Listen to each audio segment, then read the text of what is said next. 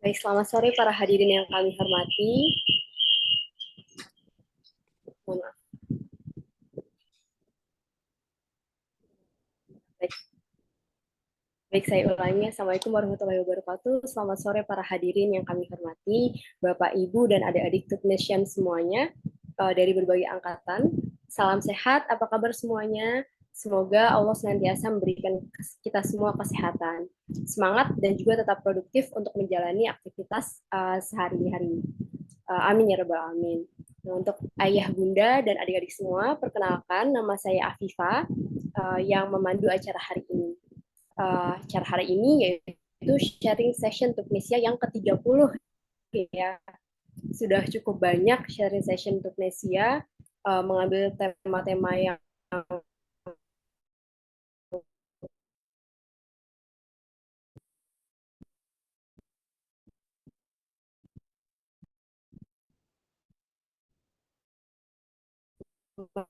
menarik juga. Dan untuk hari ini ada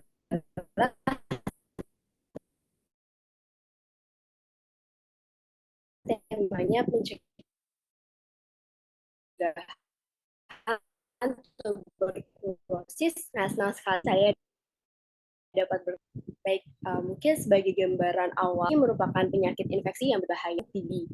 Nah, hal ini juga membuat adik-adik yang sedang kuliah di luar negeri ini turut terpapar ya, ada resiko terpapar TBC. Nah, oleh karena itu, hari ini kita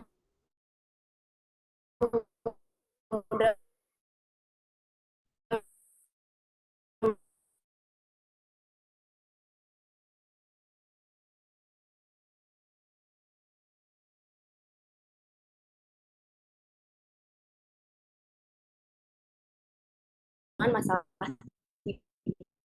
ini.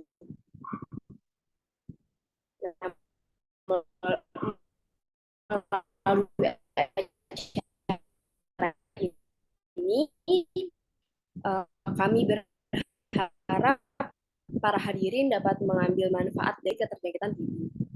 Baik, para hadirin sekalian, terlebih dahulu para narasumber kita hari ini. Dan Dokter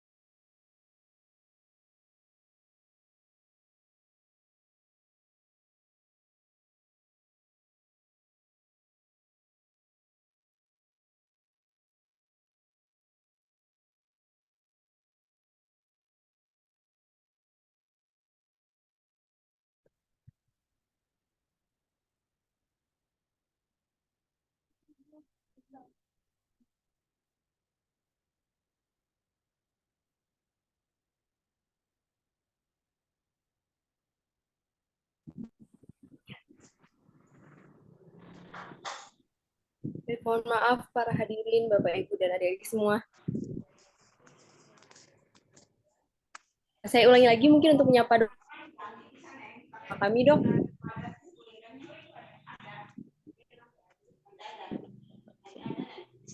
Ya, Dok.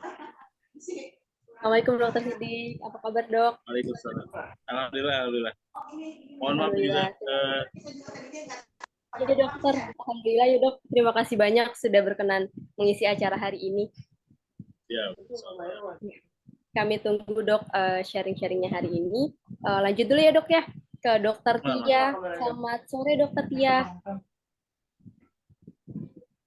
Halo, Assalamualaikum. Duh, mohon maaf ini Kak Viva ada sedikit problem ya. Iya. Iya, Dokter Tia sudah bersama kami ya Dok ya. Nanti sharingnya setelah Dokter Sidik. Ya, baik, terima kasih Kak. Sebelumnya terima kasih kepada Dokter Sidik di tengah kesibukan yang luar biasa berkenan hadir bersama kami di acara Tupnesia. Iya. Kembali kepada Kak Afifah. Terima kasih Kak. Baik Dokter, terima kasih banyak untuk Dokter Tia dan juga Dokter Sidik. Baik, sebelum acara ini dimulai, perkenankan saya atas nama Tutnesia untuk memperkenalkan kepada para hadirin semua apa itu Tutnesia. Jadi Tutnesia Edu Foundation ini adalah konsultan pendidikan kuliah di Turki yang menawarkan layanan yang lengkap, yaitu program penempatan mahasiswa S1 di Universitas Negeri di Turki dengan program terpadu, selektif, dan memberikan perlindungan bagi calon mahasiswa agar dapat diterima di Universitas Negeri di Turki dan melakukan penyesuaian awal kuliah di Turki dengan standar penanganan yang terbaik. Tidak hanya memberangkatkan, tapi juga mendampingi selama proses awal penyesuaian di Turki ya, adik-adik semuanya. Nah, untuk lebih jelasnya akan kami tayangkan company profile dari Tutnesia Edu Foundation berikut ini. Boleh ditayangkan, Mas Ilham? Semuanya berawal dari mimpi besar untuk membuat dunia lebih hijau, lebih sehat, dan lebih baik. Tapi sebelum itu, aku butuh pendidikan terbaik yang bisa aku capai. Bagaimana kalau kuliah ke Turki? Pertama-tama, aku butuh partner untuk mendukungku di sana, supaya aku bisa belajar dengan aman, mandiri, dan nyaman. Turknesia membuat meraih mimpiku lebih mudah dengan kualitas tim, program, dan pelayanannya yang terbaik. Karena Turknesia menjamin siswa tidak akan mengalami kendala. Karena pendidikan di Turki adalah salah satu pendidikan terbaik di dunia. Dengan standar pendidikan Eropa, tersedia lebih dari ratusan jurusan. Dan kesempatan besar untuk mendapatkan pengalaman dari program pertukaran pelajar ke negara lain di Eropa.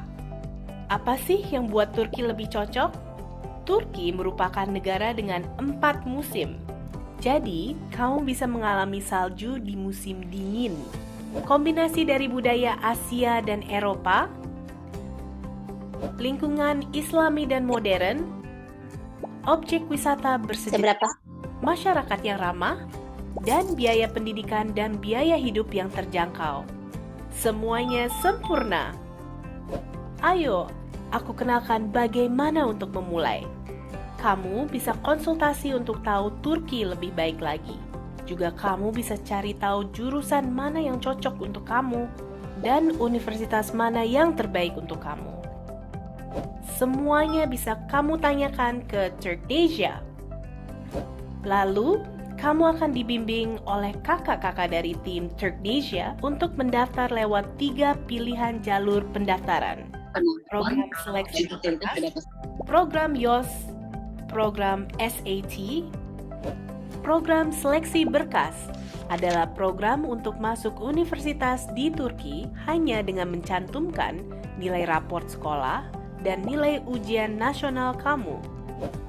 Program YOS atau Yabangsa Ogensi Sinavi merupakan ujian untuk siswa internasional untuk memasuki universitas di Turki, yang mana akan menguji keahlian kamu dalam matematika, berpikir analis, dan penyelesaian masalah. Dengan nilai YOS yang kamu dapatkan, kamu bisa mendaftar ke universitas yang kamu inginkan, selama nilai kamu mencapai nilai minimum universitas. Program SAT merupakan standar ujian internasional yang menguji keahlian kamu di matematika dan bahasa Inggris. Dengan nilai SAT, kamu dapat mendaftar ke universitas dengan tingkat tertinggi di Turki. Karena nilai SAT menjadi prioritas, dan tidak semua universitas menerima nilai ujian nasional kamu.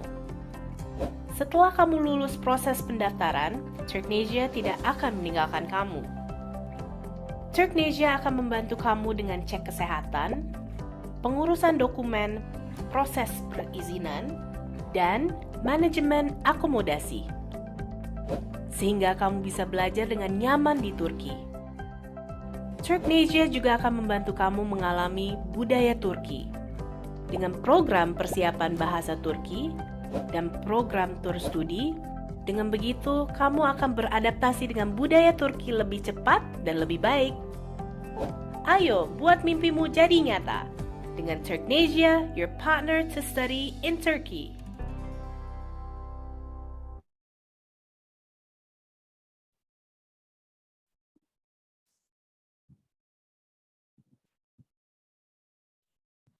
Ya, baik. Itu dia tadi profil Turknesia Edu Foundation. Bagi ayah, bunda, atau adik-adik yang ingin mendapatkan informasi lanjutan mengenai Turknesia, silahkan update aktivitas Turknesia dengan follow Instagramnya di @turknesia atau akses melalui website Turknesia di www.turknesia.com. Baik, para hadirin semuanya, sebelum kita lanjut ke acara inti, bagi para peserta, terutama adik-adik nih, sebelum akhir acara nanti akan diadakan kuis yang sangat menarik dan ada hadiahnya untuk para pemenang, yaitu ada 3 kuis. Masing-masing pemenangnya akan mendapatkan voucher GoPay atau bisa melalui rekening bank sebesar Rp100.000 untuk masing-masing pemenang. Jadi untuk para hadirin, adik-adik semuanya, mari simak acara ini ya sampai akhir. Oke, baik. Para hadirin, sebelum kita masuk acara intinya, akan saya bacakan terlebih dahulu CV ringkas dari kedua pembicara. Yang pertama ada Dr. Rahmatullah Siddiq. Beliau ini adalah alumnus Fakultas Kedokteran Yarsi Jakarta. Kemudian saat ini beliau aktif sebagai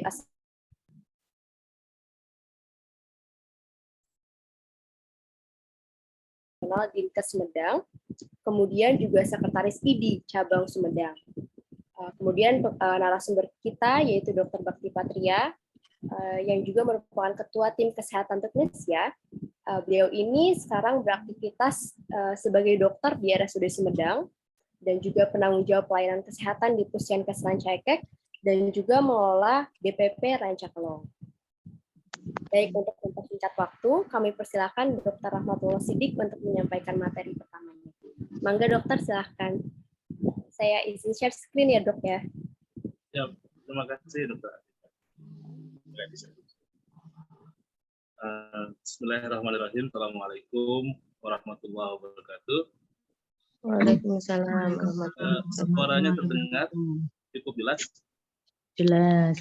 Gak apa-apa kalau wajahnya nggak jelas, nggak masalah. Yang penting suaranya aja. Selamat sore, waktu Sumedang, karena saya kebetulan stay di Sumedang. Bapak Ibu, adik sekalian, tunggu satu penghormatan buat saya pribadi, bisa hadir dan share tentang TBC, sebuah materi yang saya pikir cukup menarik dan sangat penting. Karena apa? Selama 2 tahun terakhir kita fokus di coronavirus. Dan hari ini saya diberi kesempatan untuk memberikan materi tentang TBC.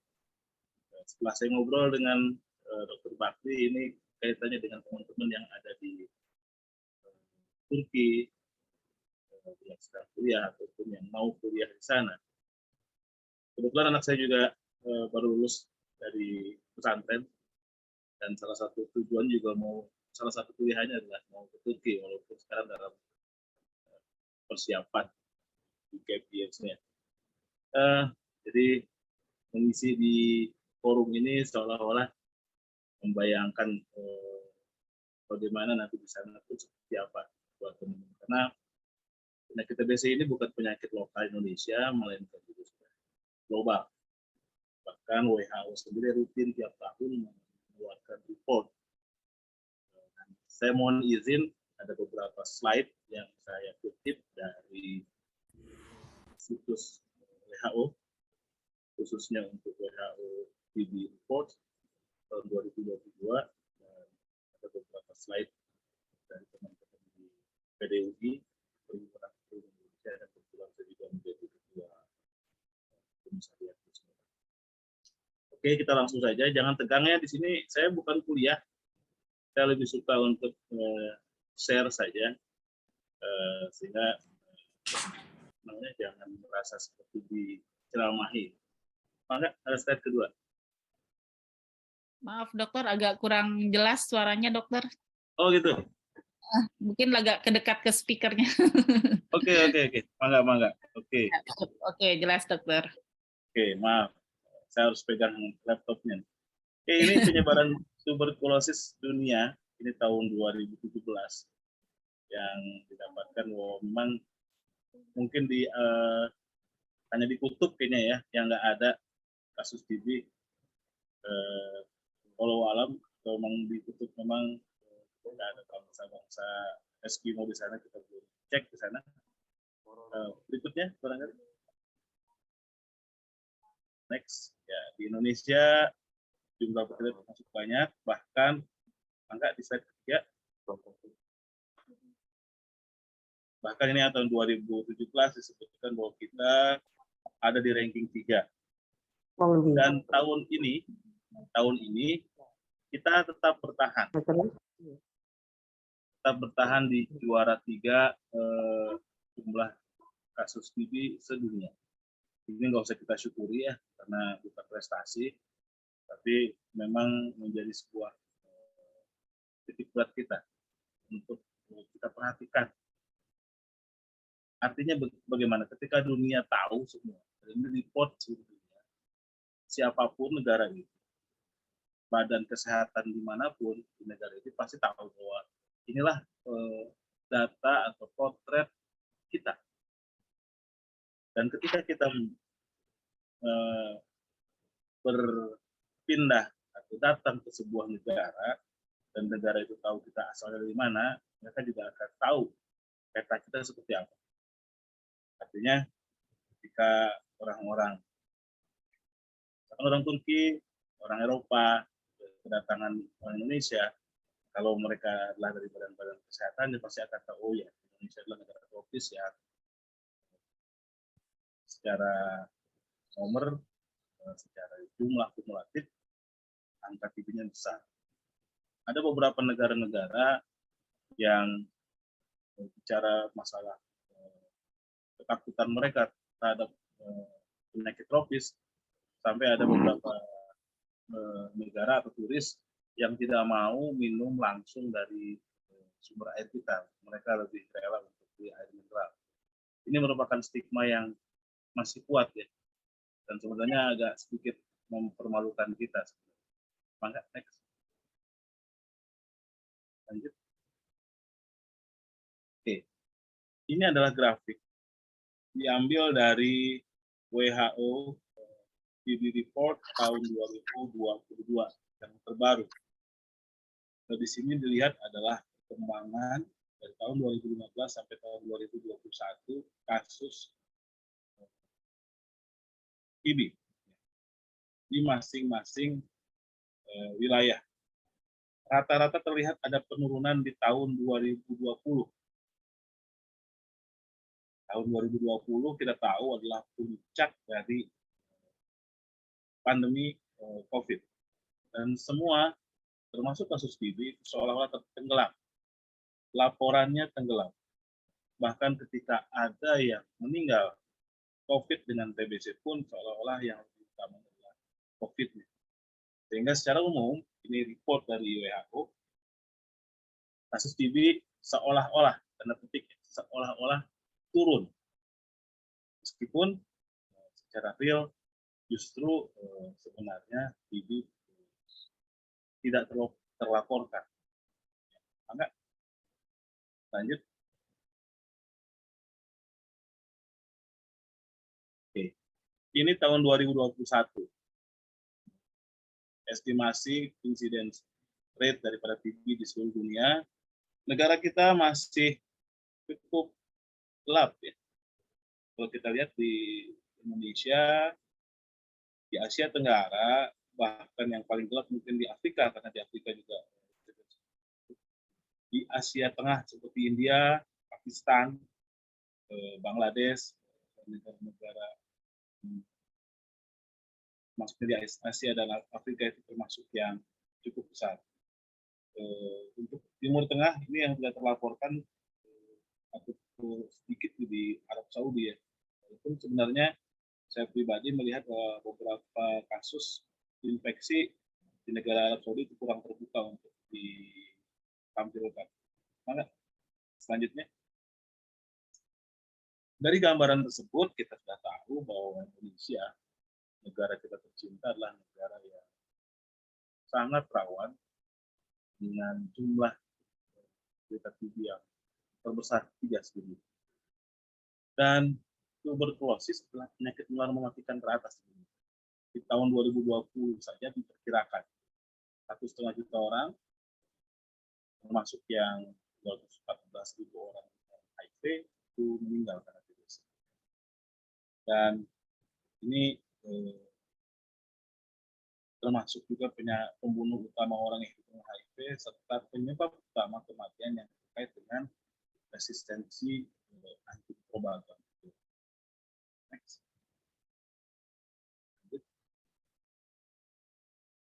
Ya. Dan tuberkulosis adalah penyakit menular yang mematikan kedua.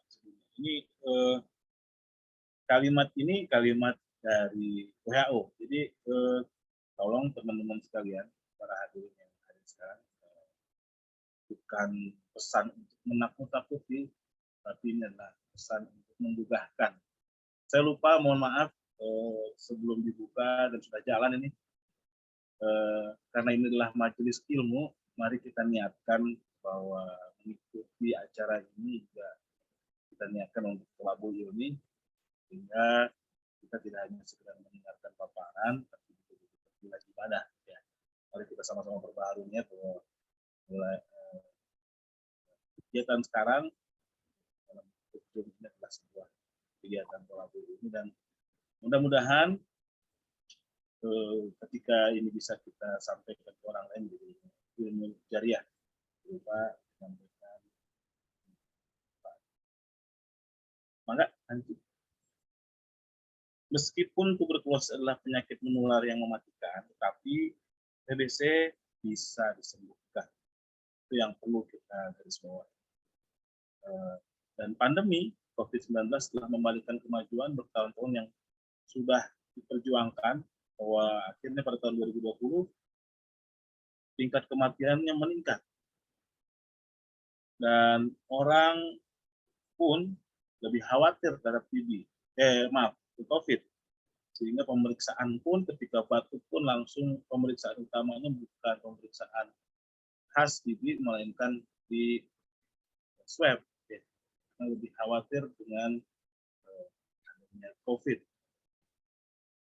Dan akhirnya pun karena di sini adalah sama-sama penyakit menular dan trennya yang paling buat kekhawatiran tinggi adalah COVID, maka anggaran kesehatan pun kita lihat, bahkan anggaran di luar kesehatan pun akhirnya terpangkas atau bahasanya direfocusing untuk anggaran COVID. Saya sebagai ASN di Dinas Kesehatan tahu betapa banyaknya anggaran-anggaran yang dipangkas, bahkan anggaran-anggaran di luar Kementerian Kesehatan pun dipangkas untuk pencegahan COVID. Ini dirasakan oleh semua pihak. Memang pandemi ini luar biasa. 2 tahun ini ibrohnya atau hikmahnya atau pelajarannya sangat besar di segala aspek, dari semua aspek aspek sosial, ekonomi, kesehatan, dan juga sosial keagamaan. Next, lanjut. Oke, sama bahwa kemajuan global dalam jumlah orang yang dirawat pun jadi tertinggal. Jadi estimasi pengobatan itu sekitar 40 juta orang, tapi yang dirawat hanya 19,8 juta. Ini juga sedikit banyak terdampak dari beberapa faktor termasuk COVID. Next.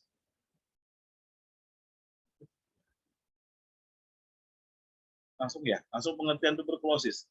Mungkin di antara teman-teman ada yang berbasis pendidikan kesehatan, tapi kalau teman-teman saya akan coba menjelaskan apa itu pengertian tuberkulosis. Ya, TBC atau dipanggil dengan sebutan tuberkulosis biasa oleh orang-orang di kampung itu dibilang kena flek, parunya ada fleknya. Kalau bahasa di kampung flek paru, kalau di bahasa kedokteran itu adalah tuberkulosis. Penyebabnya adalah bakteri Mycobacterium tuberculosis. dan dia yang paling sering menyerang olah paru-paru. Walaupun tidak menutup kemungkinan bisa menyerang bagian-bagian yang lain. Jadi kita tidak harus identik bahwa TBC itu ada di paru, karena bisa ada di ginjal, di tulang belakang, di otak, bahkan di kulit ada TBC kulit, atau juga di usus. Jadi yang bagian lain selain di paru-paru yang utama bisa mengenai beberapa organ tubuh kita. Nah, penyebarannya ya seperti ini, yang lebih jika seseorang tertular atau masuk tubuhnya oleh kuman TBC, maka dia bisa menyerang beberapa organ. Walaupun yang paling mudah dan paling sering adalah karena dia lewat ikan, yang lebih mudah adalah masuk ke organ paru-paru. Jadi memang identik atau mayoritas adalah paru-paru, tapi tidak semua manifestasi atau penampakan seseorang itu harus ditemukan.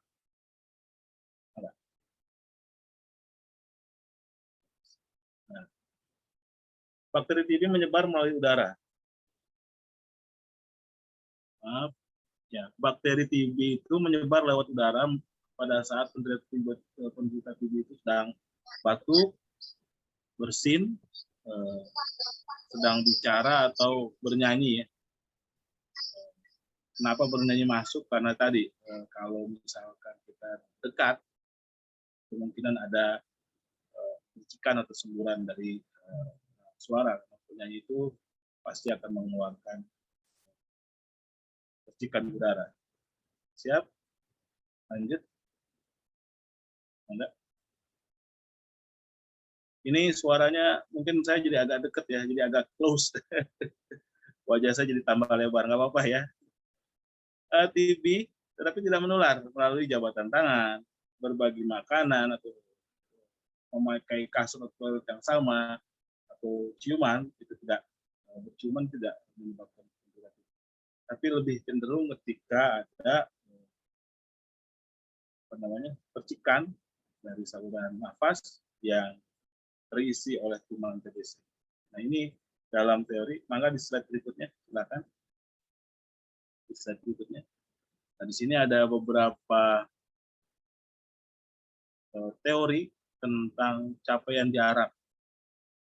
Yang artinya ini juga dikenal pada saat pandemi COVID kemarin. Ada yang droplet, ada aerosol. Ketika kita bersin, maka jarak tempuhnya itu justru lebih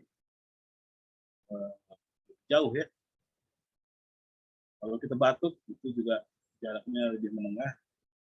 Kalau kita bernapas biasa makin dekat. Jadi artinya kalaupun kita berbicara dengan jarak sangat dekat, itu juga sangat memungkinkan penularan TBC.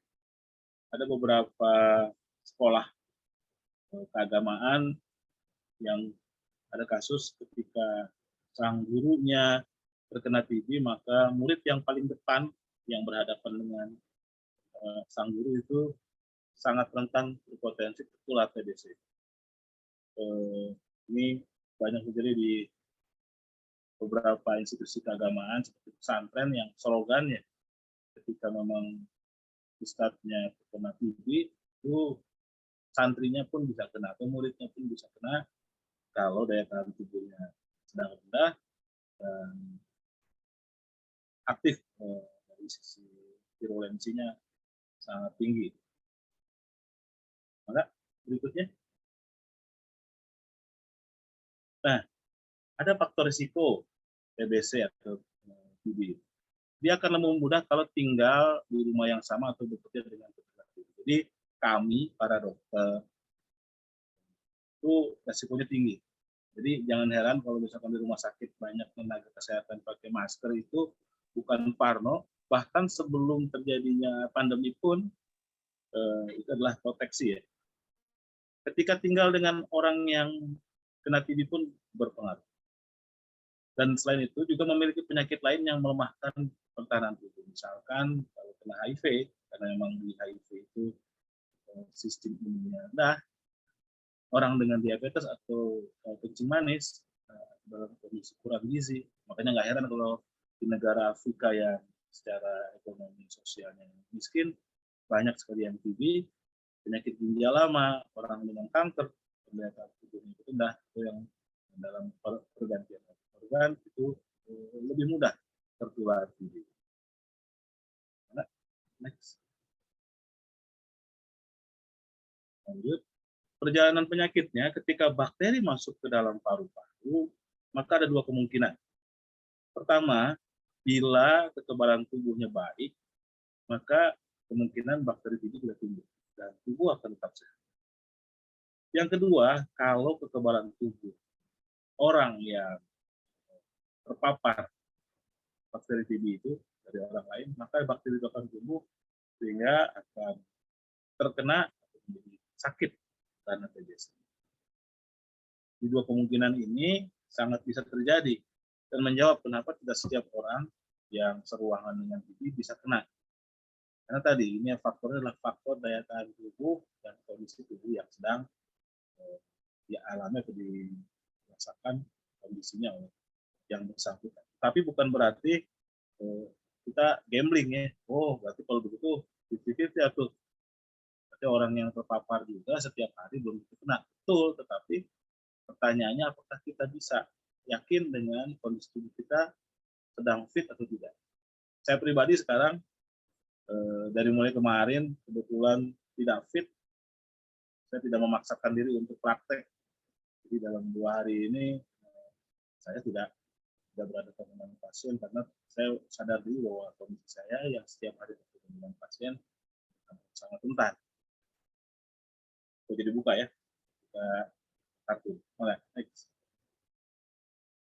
Ya, kalau yang sehat tidak menularkan, nah yang sakit maka ada potensi untuk menularkan. Kadang-kadang perlu menjadi perhatian kita semua bahwa menularkan penyakit orang lain itu jadi beban. Nah, membuat orang lain. Sehingga kesadaran kita untuk segera berobat, memeriksa diri ketika sedang sakit itu, atau menahan diri tidak beraktivitas pada saat kita yakin tubuh kita sedang tidak fit, itu merupakan modalitas positif kita.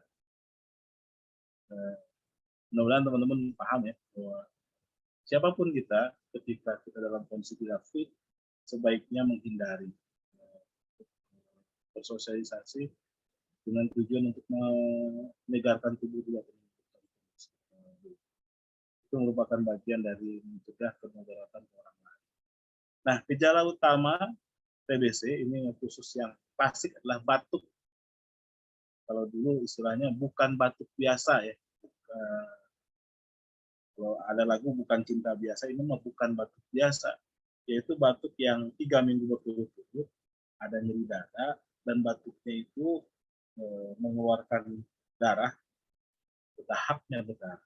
Ini gejala khas yang kadang-kadang gejala khas ini ditambah dengan ada gejala lemah atau lemah, cepat lelah, berat badan turun tanpa sebab, bukan karena diet, nggak nafsu makan, demam. Nah, yang khas juga yang nomor 5 ini berkeringat malam hari. Artinya ketika dalam kondisi dia sedang istirahat, di waktu di cuaca sedang hujan, sedang dingin, tapi dia keluar keringatnya itu sampai kalau dia pakai kaos sampai basah. Kalau anak sebenarnya bilang ngoprot sampai berkeringatnya berlebihan dan menggigil. Nah, ini gejala-gejala tambahan daripada TBC. Dan bagaimana kita untuk tahu TBC? Apakah hanya orang batuk kita langsung vonis dia TBC? Ya, belum tentu. Karena banyak sekali batuk hanya sekedar gejala. Orang asma pun dia gejalanya batuk. Dan untuk memastikan seseorang itu TBC juga, kita harus pertama ya konsultasi dulu, kita periksa dulu secara fisik. Kalau ada pemeriksaan lain, yaitu tes kulit atau disebut tes mantuk, yang biasa dilakukan pada anak maupun pada dewasa dengan memasukkan cairan tuberkulin di bawah kulit di lengan sebelah atas. Dan nanti kalau misalkan dia positif, dia akan membesar seperti bentol dan membesar lebih dari 1 cm, sertai gatal. Dan yang berikutnya dari hasil ronsen. Ronsen itu di foto torak dada kita dengan ronsen, dengan radiologi. Dan yang paling golden standarnya adalah pemeriksaan dahak. Kita akan diperiksa dahaknya, kita akan diperiksa secara laboratorium lewat mikroskop dengan penggunaan pewarnaan bakteri tahan asam, maka akan terlihat kalau positif ada BTA atau bakteri tahan asam. Ini gambaran bahwa memang kuman TBC itu, tuberkulosis, adalah kuman yang khas yang dengan pewarnaan asam dia akan justru terlihat. Dikenal di dunia kedokteran bahwa kuman TBC itu adalah BTA, bakteri tahan asam. Lanjut. Kalau terlalu cepat, tolong diinstruksi aja ya. Takutnya terlalu cepat. Tapi kalau misalkan, ya, mudah-mudahan tidak terlalu cepat ya. Oke, bagaimana kalau misalkan seseorang terdiagnosa TBC, maka kalau pengobatan di rumah, minumlah obat secara teratur. Kontrol rutin ke dokter, dan laporkan kalau ada efek samping pengobatan. Sebagai dokter puskesmas yang mungkin dokter Bakti lebih senior dibanding saya di puskesmasnya, bahwa pasien-pasien TB, pasien tuberkulosis yang diberi obat, itu sangat sering ada efek samping. Yang paling banyak efek sampingnya adalah mual. Yang kedua, karena ada beberapa obat, ada satu obat, ada obat yang punya efek ketika diminum, maka air seninya atau air kencingnya akan berubah menjadi merah. Itu bukan darah, tapi efek dari obat. Biasanya bikin kaget kalau pasien obat itu berpengaruh terhadap warna air seninya pada pagi hari. Dan biasanya hanya terjadi merahnya itu ketika setelah minum obat. Misalkan pagi dia minum obat, berarti sorenya atau siangnya pun air kencingnya akan normal kembali. Tetapi kalau misalkan terjadi air kencingnya berwarnanya bukan merah, melainkan jadi seperti air teh, itu segera laporkan ke dokter. Karena itu berpengaruh atau menandakan ada kaitan dengan gangguan di hati.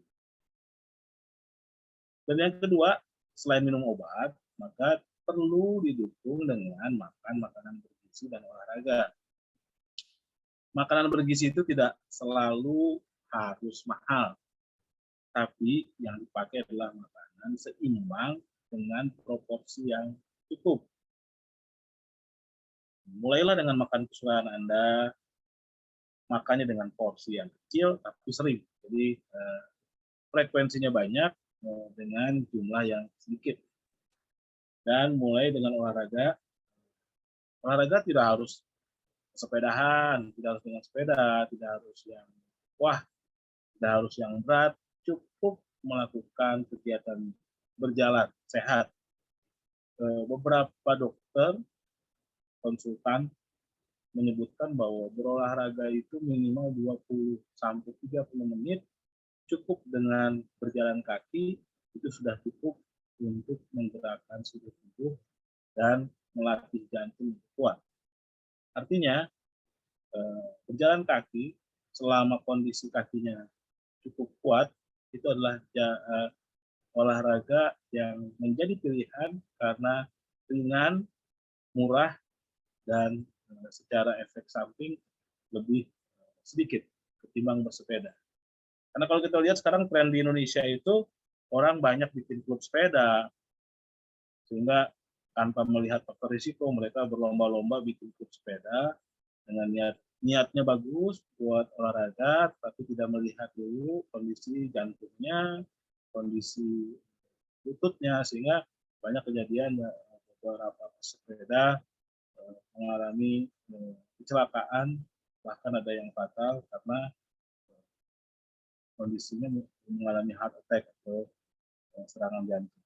Jadi memang berolahraga pun kita harus konsultasikan dulu, tidak semata-mata mengikuti tren, karena kalau mengikuti tren, ketika naik sepeda, lihat orang lain ngebut, kita pasti akan terpacu untuk ngebut, seolah-olah harga diri kalau misalkan kita terlalu lambat. Padahal tidak setiap olahraga cocok untuk semua kondisi. Ini mungkin perlu dicatat oleh teman-teman yang khususnya para jelita ya, yang jelang 50 tahun atau orang-orang yang walaupun masih muda tapi punya resiko penyakit jantung yang perlu penanganan khusus. Dan yang berikutnya adalah yang tidak kalah penting adalah TBC itu butuh dukungan keluarga dan teman. Orang yang sudah sakit itu pasti secara kejiwaan berguncang. Sehingga modalitas yang perlu selain dia diberikan obat, diberikan makanan, yang utama juga supporting system, dukungan dari keluarga kalau misalkan dia di tanah air, dengan teman yang ada di perantauan juga luar biasa, mendukung dari sisi menyemangati, karena qadarullah setiap orang yang ditimpa penyakit pasti akan punya perasaan cemas, khawatir. Ada juga perasaan bersalah yang membuat dia itu saya takut nularin. Padahal tadi cara penularan juga sudah dijelaskan ya, tidak setiap hal, tidak setiap aktivitas sosial kita menularkan. Nah, itu perlu kita kuatkan sebagai teman maupun keluarga ketika ada anggota keluarga yang terkena. Bahkan kalau kita pun sendiri yang kena, maka kuatkan modalitas bahwa ini adalah sebuah fase ujian kita. Karena modalitas untuk tetap bersemangat itu adalah sumber kesembuhan. Banyak orang yang ditimpa penyakit yang sama, tapi penerimaan atau menerima penyakit itu dari sisi psikis yang berbeda, maka akan berbeda pula pola penyembuhannya. Banyak orang yang sakitnya sama, tapi karena penerimaannya berbeda, maka efek kesembuhan dan lamanya waktu untuk penyembuhan juga berpengaruh. Ini banyak ketemu di beberapa penyakit, termasuk penyakit menahun, bukan hanya TBC, termasuk penyakit yang berat, menahun seperti hipertensi, penyakit jantung maupun gagal ginjal. Contoh seperti saya pribadi, barangkali ketika saya berhadapan dengan pasien gagal ginjal, ada pasien yang tidak bertahan lama, tapi ada juga yang sampai belasan tahun yang tetap fight, karena dia sudah menerima itu sebagai penyakit yang dia harus jalani. Termasuk juga karena saya juga konselor di KPA, saya berhadapan dengan pasien-pasien ODA, orang dengan HIV/AIDS. Ada yang cuma bertahan beberapa bulan, tapi ada yang berbelas tahun, yang tetap Allah berikan kesehatan dengan rajin meminum air.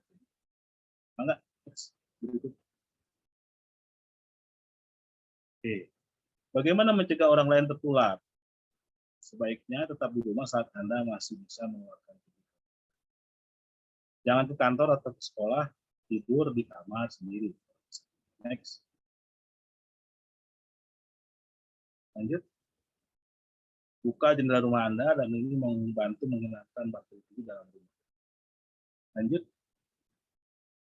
Tutup mulut Anda bila bersin atau bila batuk. Kalau misalkan terpaksa keluar ya pakai masker. Dan yang perlu diingatkan, ini yang mungkin tidak tertulis dan sangat penting, perhatian teman-teman sekalian, bahwa ketika seseorang sudah meminum obat anti TBC selama 2 minggu berturut-turut, sekali lagi, ketika seseorang sudah meminum obat TBC secara berturut-turut selama 2 minggu, beberapa penelitian mengungkapkan bahwa obat TBC yang diminum selama 2 minggu secara berturut-turut itu akan menghentikan infeksi dari bakteri. Artinya seseorang bisa tertahan infeksiusnya selama 2 minggu sudah meminum obat secara rutin. Ini membuktikan bahwa ketaatan minum obat TBC itu akan berpengaruh terhadap tingkat infeksi daripada kuman itu sendiri dalam tubuh. Jadi bukan berarti seseorang yang TBC harus dikeram sampai 6 bulan pengobatan, karena pengobatan TBC itu paling cepat 6 bulan. Jadi tidak. Jika dia sudah rutin minum obat, daya infeksiusnya pun akan jauh berkurang. Jadi kalau ada pasien di rumah, pasien saya di rumah, dok, saya udah hampir sebulan minum obat. Saya takut dekat sama anak-anak, karena saya punya anak-anak. Boleh nggak saya dekat sama anak? Kalau memang sudah dipastikan 2 minggu berturut-turut minum obat TB dan kondisi tubuh keluarga di dalamnya dalam kondisi baik, insya Allah nggak ada masalah interaksi. Cuma tadi ketika dia harus batuk bersin, dia harus kalau bisa jangan boleh ditahan, dikasih apa namanya penutup. Seperti itu. Lanjut. Oke, bisikan berikutnya, jangan habiskan waktu terlalu lama dalam ruangan rapat atau ramai dengan penderita TB. Dan ketika kita punya sahabat keluarga yang kena TB, bantu dia berobat sering. Gunakan masker jika berada di tempat yang banyak penderita TB. Kalau sekarang mah jangankan TB ya, flu saja sudah jadi gambaran sudah mulai sadar masyarakat pakai masker ya. Bukan cuma karena COVID, tapi juga karena TBC maupun corona. Walaupun sekarang di Indonesia sudah mulai longgar menggunakan masker, sudah banyak yang selfie bareng-bareng. Dan kebiasaan juga mempengaruhi ya, menggunakan masker. Teman-teman kalau bisa lihat di Jepang, di luar masa pandemi mereka sudah terbiasa untuk menggunakan masker, sehingga masyarakatnya udah nggak perlu lagi pakai sosialisasi masker, karena di luar pandemi pun mereka sudah biasa. Dan yang terpenting adalah tadi, menjaga kondisi tubuh tetap sehat. Karena tadi, modalitas kita, walaupun kita terpapar oleh kuman TBC, kalau kondisi tubuh kita sedang fit, insya Allah kita tidak akan tertular. Karena perlawanan tubuh kita masih ada.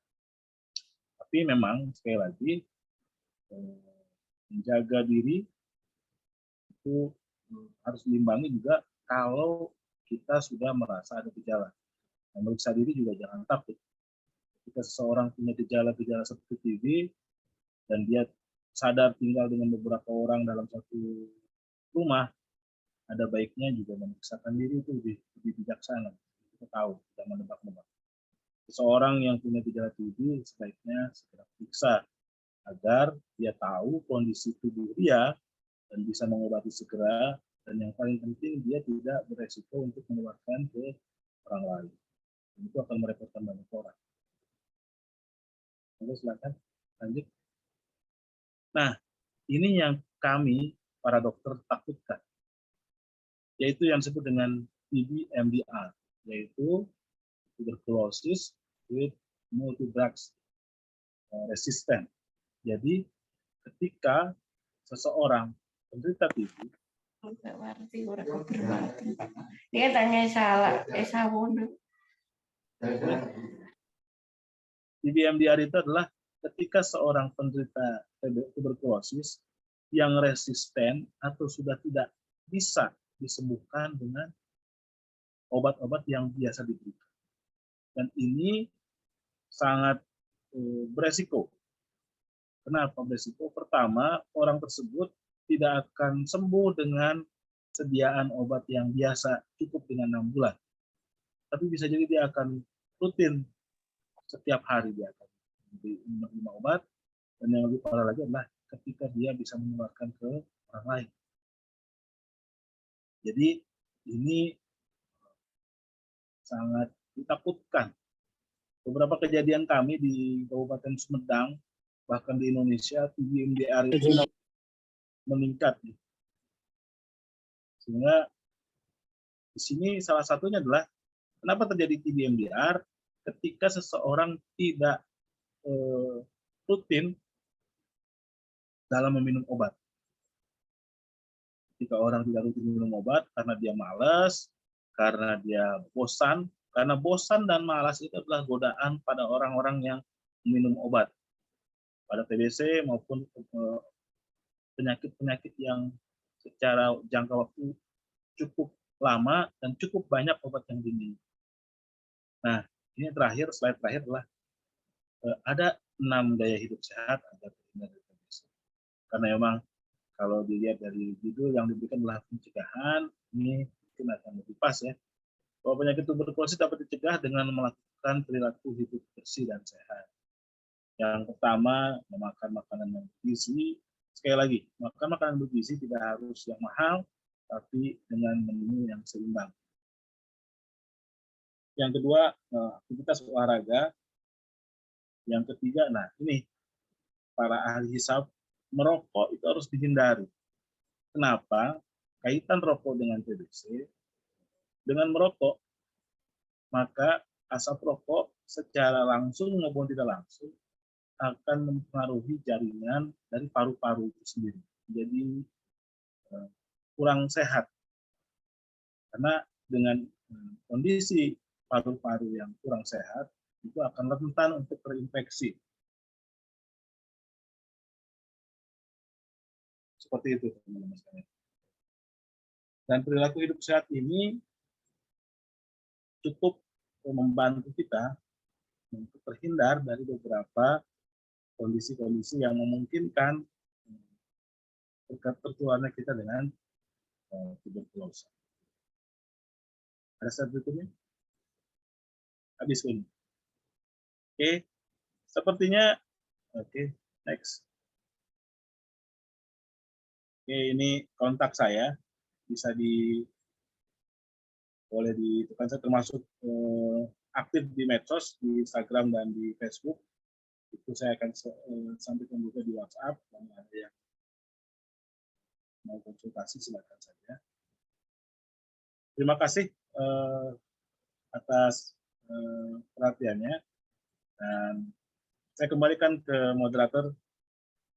Assalamualaikum warahmatullahi wabarakatuh. Waalaikumsalam.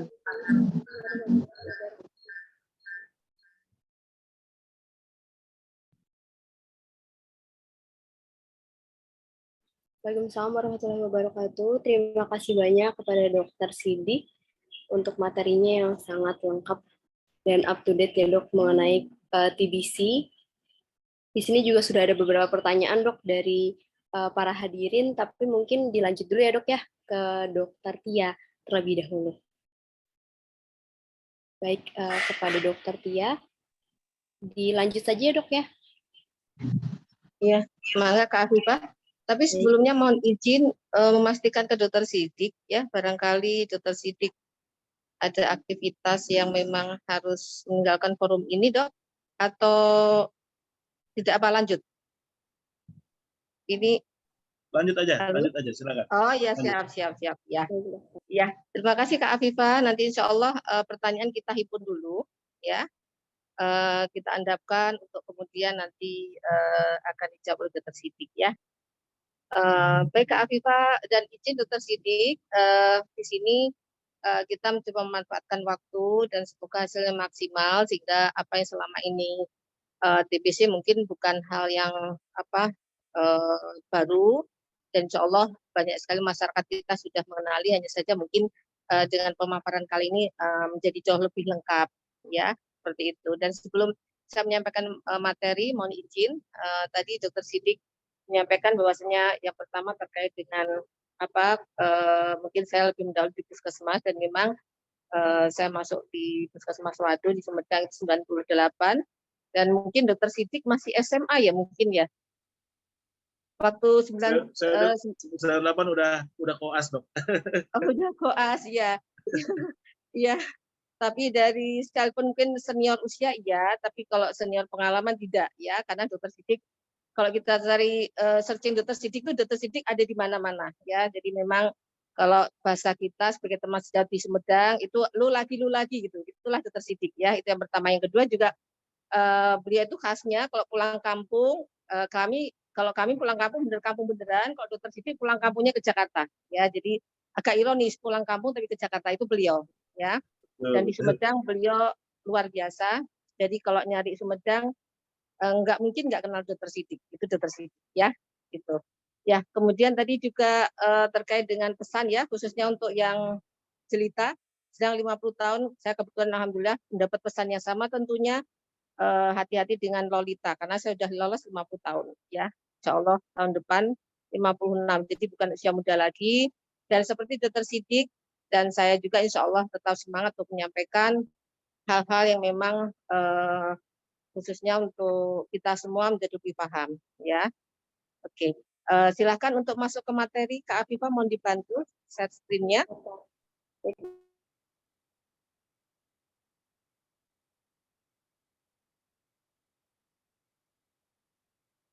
Iya. Sekali lagi sebelum masuk ke materi, kalau tadi Dr. Sidik cukup panjang lebar ya. Jadi panjang kali lebar cukup luas sekali penyampaiannya dan insya Allah menjadi bekal baik adik-adik yang sekarang sudah di Turki atau di luar negeri yang mungkin tergabung di forum ini dan juga adik-adik yang berkesempatan atau berkeinginan kuliah ke Turki atau luar negeri, negara lain ya. Kalau tadi secara teori juga sudah disampaikan Dr. Sidik, termasuk kalau sudah dalam kondisi terapi mungkin ada fase-fase di mana 2 bulan, sebelum 2 bulan mohon tidak banyak keluar pada saat minum terapi selama 2 bulan, sebaiknya tidak interaksi dengan orang lain ya, karena di fase tersebut memang diupayakan benar-benar kuman tidak berdaya untuk kalian. Itu kita upayakan ya nanti jawabnya. Ya. Oke, Halo. Ya, oke. Ke awal Kak Afifah, mohon maaf. Tadi ada distraksi dikit ya. Ya, ini anatomi klinis tuberkulosis. Yang ini saya angkat adalah keluhan klinis ya seperti tadi sampaikan Dr. Sidik. Contohnya tentang keringat malam seperti itu ya. Kenapa ada atau terjadi keringat malam? Yuk kita simak bareng-bareng. Ya, ini secara anatominya ya. Slide berikutnya Kak Afifah. Ya, ini mohon maaf yang kedua Kak Afifah, setelahnya bukan. Ya, ini ya, betul. Sebelumnya Kak. Ya, tunggu sebentar, Dok. Oh ya. Sepertinya gangguan, Dok, sebentar. Oh iya, siap.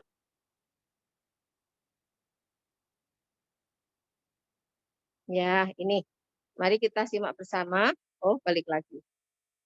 Ya. Pada saat proses pernafasan, ya, mungkin slide-nya. Ya. Sebentar Nah, ya, Dok. ini betul. Saya cek dulu. Ya, betul. Ini kita simak bersama. Ya, ini adalah gambar paru-paru dan juga bagiannya. Ya, saya boleh berikan ilustrasi dulu ya dari hidung, kemudian trachea, bronchus, dan pada saat masuk ke paru-paru kita kenali dengan bronchiolus ya. Nah, ya di gambar tersebut ada pertukaran O2 dan CO2 ya. Yang ingin kembali lagi ingin saya coba sampaikan bahwasanya kenapa keringat malam ya.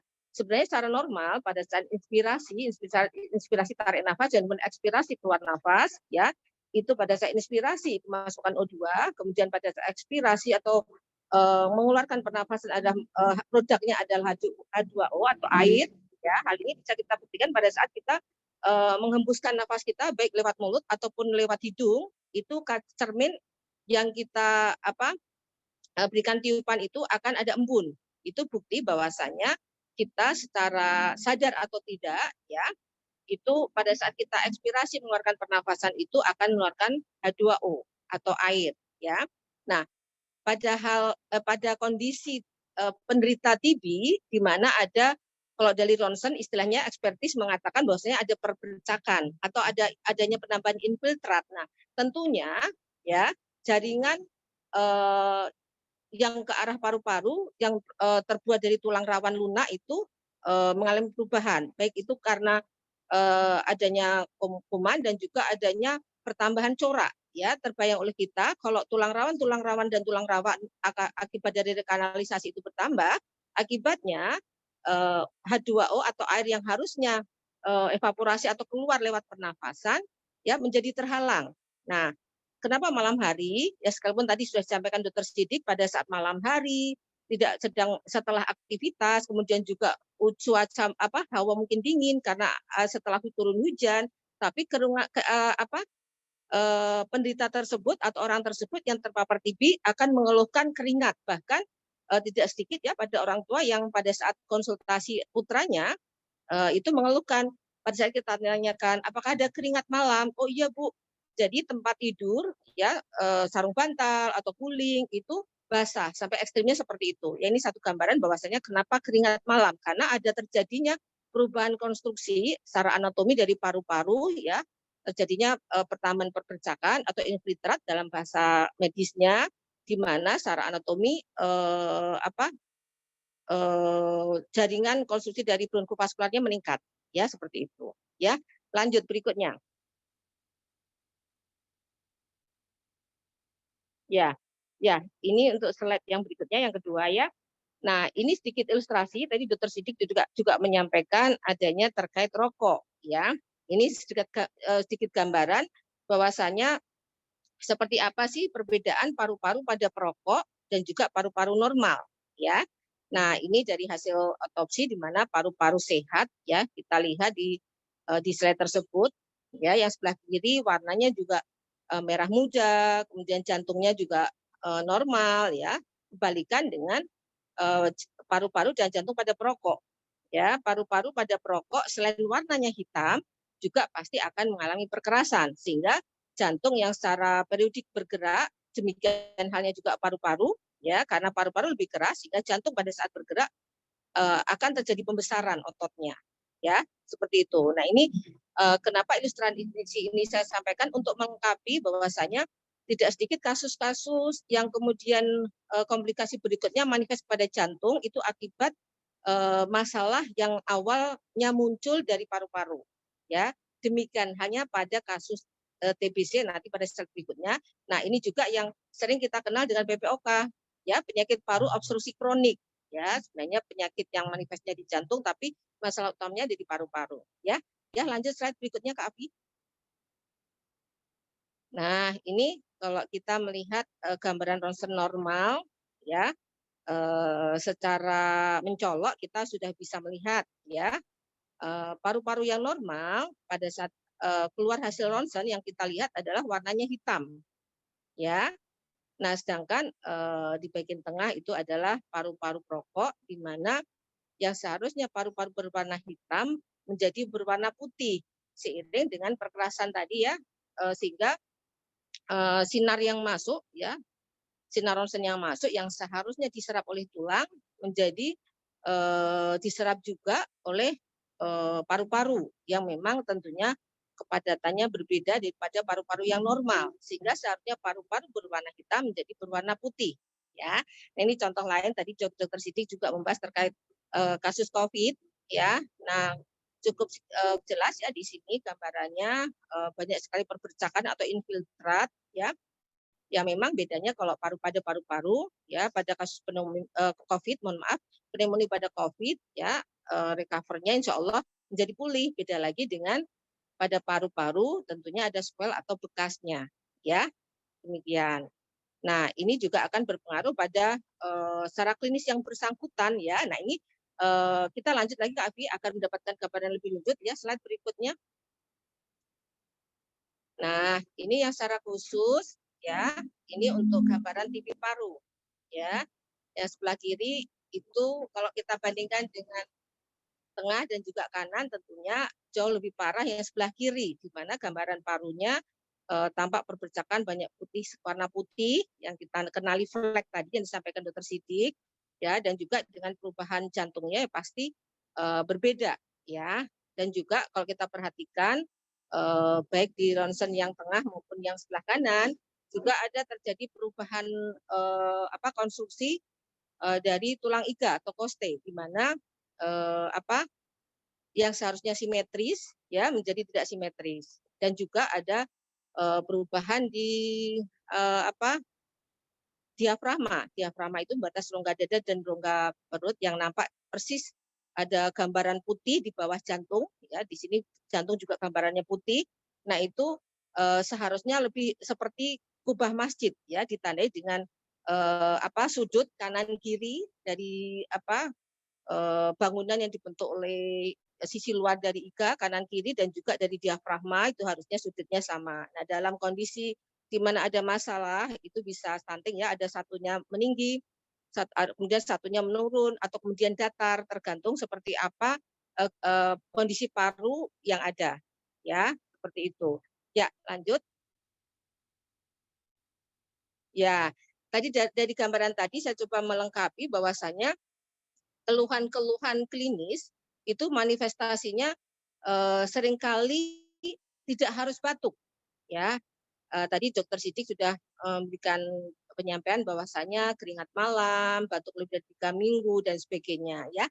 Nah, ini pengalaman klinis, pengalaman pada saat saya berhadapan dengan pasien dan kemudian juga memberikan terapi ya, tidak sedikit pasien mengeluhkan nyeri dada ya, nyeri dada itu sendiri bisa paru-paru atau jantung ya.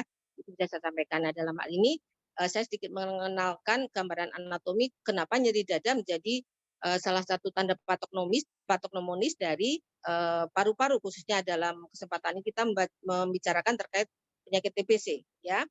Nah, di sini ada gambaran panah hijau di mana di kanan kiri ya itu nervus vagus, kemudian juga jantung. Persis daerah di bawah jantung itu adalah gambaran putih dari diafragma ya. Dan kemudian di bawahnya lagi adalah saraf tersebut ke bawah ya, setelah melewati diafragma juga ke bawah yaitu ke arah lambung ya. Nah, yang sekali lagi ingin saya sampaikan dari keseluruhan gambaran yang tadi di awal sudah saya sampaikan juga bahwasanya pada saat terjadi kekerasan paru-paru kemudian berdampak ke jantung ya, dan juga bisa merubah posisi iga, poste ya, itu juga pada saat sudah kondisi di mana seperti kita ketahui bahwasanya tulang iga itu penghubungnya ke tengah ke tulang koste itu tulang iga ya, kemudian ke tulang dada itu penghubungannya ada tulang rawan. Nah, dalam hal ini bisa melar ya, tapi tentunya melar kalau sudah maksimal itu jantung pasti akan mencari ruang karena pada saat tulang pun sudah melar ya, pasti itu satu kondisi yang sebenarnya jantung akan mencari ruang di mana tetap harus bisa beraktivitas ya, sehingga akan melakukan pendesakan ke arah bawah. Nah, ini yang seringkali sebenarnya udah banyak yang pasien datang dengan keluhan sakit ulu hati. Sakit ulu hati hanya saja seringkali terjebak baik pasien sendiri yang datang dengan mengatakan bahwa dok saya mah kronis ya, padahal belum tentu. Kenapa? Karena seperti kita ketahui pada saat jantung ke bawah apa saja yang dikencet ya, seperti itu gambar yang kita lihat bersama. Yang dikencet adalah saraf ya, nervus vagus yang ke arah bawah. Kemudian yang kedua adalah diafragma, yang ketiga adalah lambung ya. Nah, lambung sendiri seperti kita lihat ada lengkungan ya, kalau dalam bahasa medis istilahnya kurvatura ya. Nah, pada saat ada gencetan ke bawah seperti kita bisa coba bayangkan ya, lambung ya secara anatomi ada 3 bagian. Bagian pertama sepertiganya adalah udara, sepertiga kemudian adalah asam lambung, dan sepertiga kemudian adalah makanan yang masuk.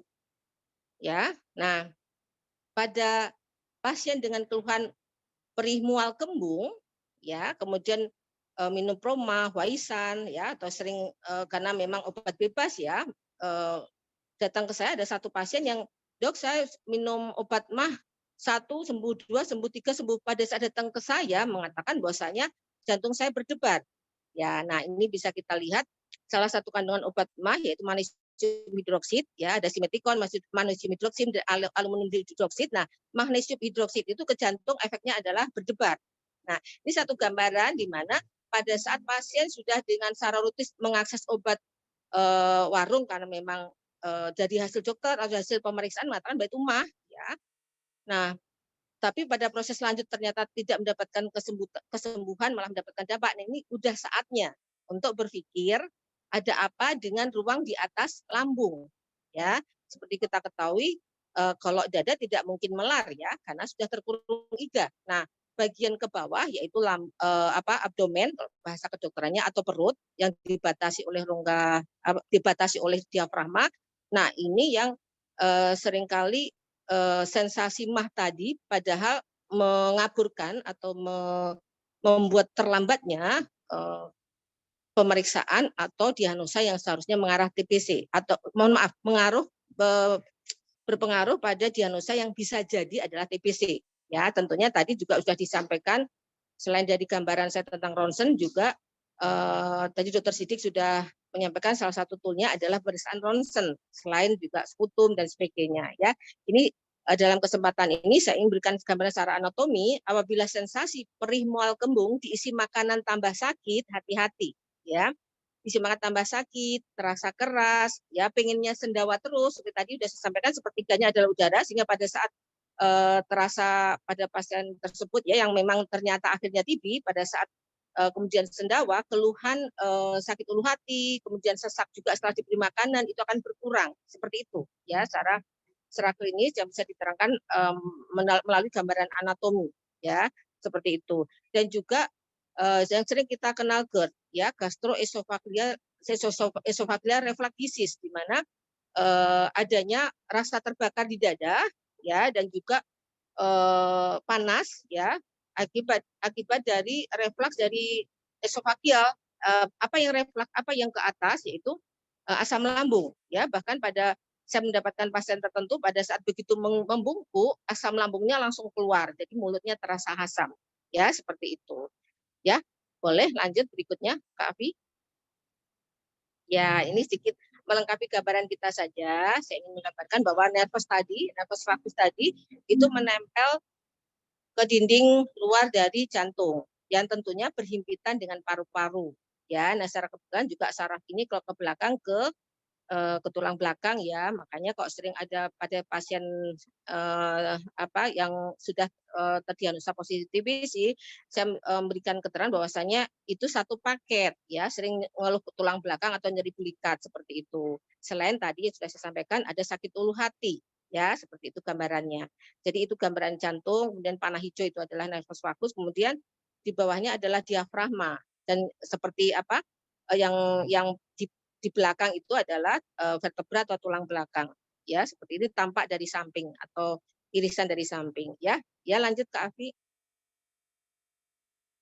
Ya, ini juga saya mencoba menggambarkan kenapa sih penderita TB juga mengeluhkan pusing kepala. Ini sangat cukup jelas diterangkan secara anatomi ya, nervus tadi yang kanan kiri jantung yang menempel sisi luar jantung dan paru-paru, kalau ke atas mengarah ke telinga. Nah, ini sehingga cukup memberikan gambaran jelas.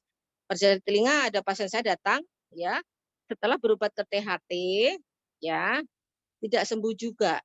Ya, ternyata setelah saya coba lihat juga selak iganya, kemudian sakit ulu hatinya ya, kemudian saya terangkan secara jelas untuk saya motivasi ronsen, dan memang pada akhirnya pasien yang sudah datang ke dokter THT dengan keluhan telinga mendengung dan juga tidak sembuh, kemudian alhamdulillah sembuh setelah mendapatkan terapi TBC seperti itu. Dan juga keluhan yang lain pada penderita TBC ada keluhan di mana karena memang saraf sisi jantung tadi nervus vagus tergencet ya, seringkali pada saat sikat gigi itu mual ya. Seperti kita ketahui bahwasanya di saraf di telinga itu bercabang 3 ya, cabang utamanya pertamanya adalah ke arah otak, kemudian yang kedua adalah ke mata, mata bercabang ke gigi atas dan juga ke hidung ya, dan kemudian yang bercabangan ke bawah ya ini ke gigi bawah juga saraf lidah dan saraf muntah seperti itu ya.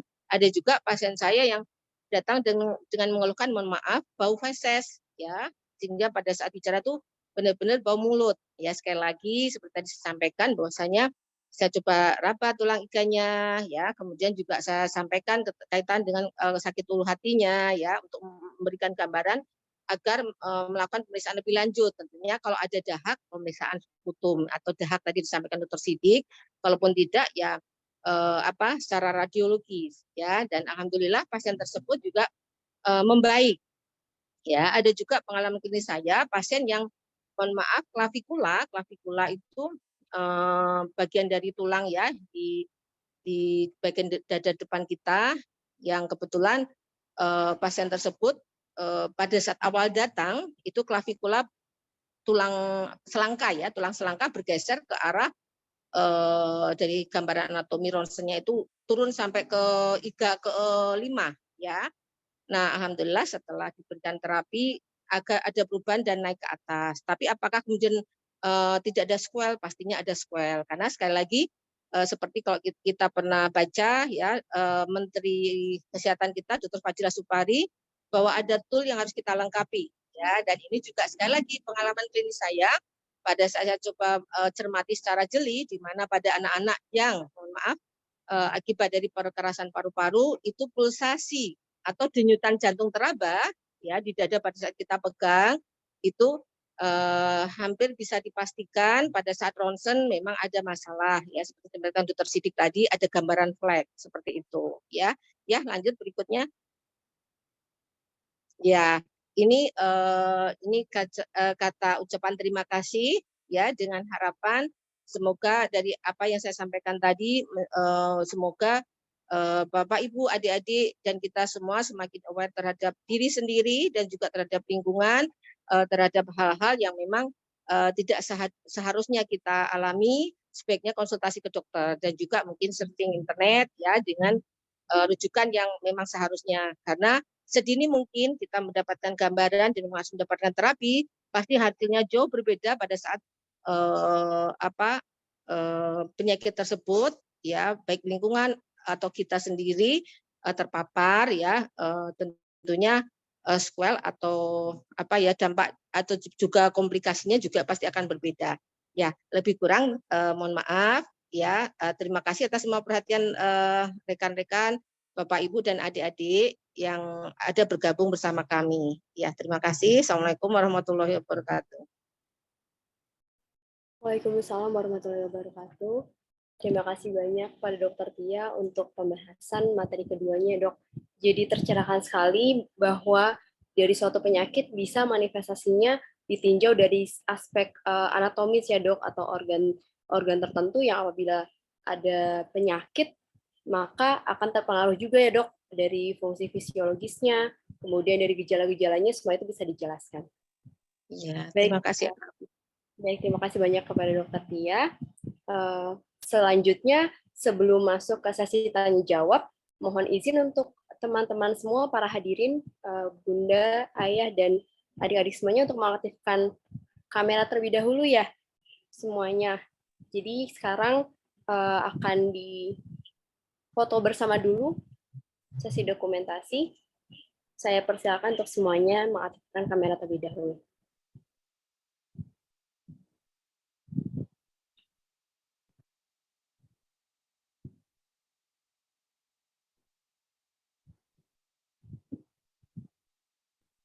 Oke, mengikuti aba-aba dari saya ya semuanya.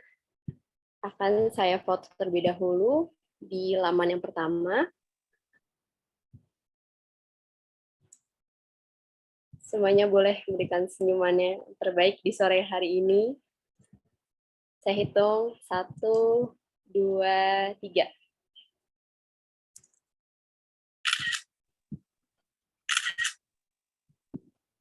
Baik, untuk halaman yang kedua, boleh diaktifkan dulu, Ayah, Bunda, dan adik-adik semuanya.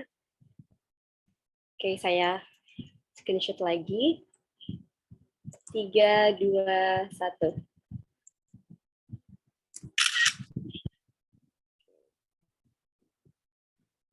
Oke, ini laman yang terakhir, laman yang ketiga. Boleh mungkin ganti gaya juga. 1, 2, 3. Oke. Baik, terima kasih banyak untuk para hadirin semuanya.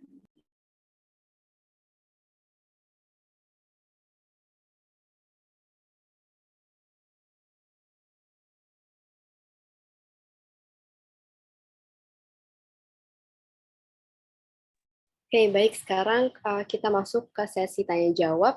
Sudah banyak pertanyaan yang masuk, baik dari Google Form atau dari chat box di Zoom meeting kali ini. Izin Dr. Sidik dan Dr. Tia, saya bacakan ya, Dok ya. Nanti mungkin langsung bergantian saja dari Dr. Sidik, kemudian Dr. Tia untuk menjawab pertanyaannya. Ya, terima kasih, Kak. Baik, Dokter. Ini ada pertanyaan pertama dari Kak Farhan S. Putra bertanya, dengan kemajuan teknologi seperti sekarang ini, belajar pengalaman dari pembuatan vaksin untuk COVID-19 yang cepat, kenapa tidak dikembangkan untuk vaksin TB yang lebih bagus daripada BCG? Apalagi kasus dari angka kematian yang disebabkan TB lebih besar daripada COVID-19? Mangga mungkin dimulai dari Dokter Sidik ya, Dok, untuk menyampaikan jawabannya. Ini pertanyaan khas milenial, tajam, efektif, dan tidak ringan. Bagus sekali pertanyaannya. Kalau ada door prize, saya kasih door prize. Pertanyaan ini agak berbobot. Karena begini, pertama, betul ada vaksin BCG yang kita masukkan ke dalam vaksinasi dasar wajib bagi para anak. Tapi vaksin BCG itu sampai saat bukan berarti menghindari seseorang anak yang nantinya besar kena TBC. Karena ternyata vaksin BCG itu hanya membuat terhindarnya anak dalam kondisi TB yang lebih berat. Sepanjang yang saya tahu secara kedokteran seperti itu. Kenapa tidak ada vaksin di TBC sampai sejauh ini? Teknologi buat karena ini vaksin, karena TBC ini dari bakteri ya, bukan dari virus. Mungkin kalau virus secara bisa dibuat vaksinnya lebih